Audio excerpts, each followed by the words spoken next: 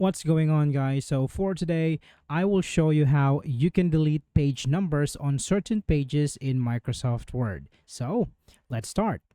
So here I have Microsoft Word open, and if you notice, I have here 3 pages with page numbers. We have page 1, 2, and page number 3.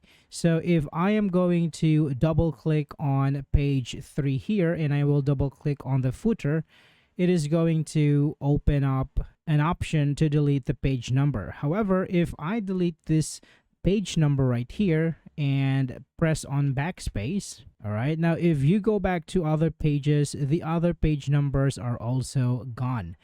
All right, so how are you going to delete certain page numbers? So let me just put back the numbers again. So let's just go to page numbers and bottom page and plain number 1.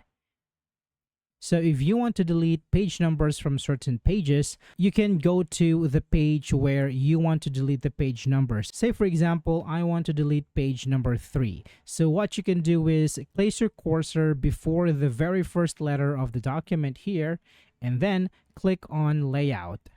Now click on Breaks and click on Continuous.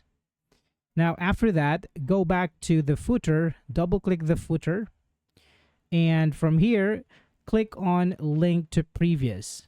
So this is going to deselect this option, Link to Previous. Now, after that one, you can now delete this page number. So let's press backspace.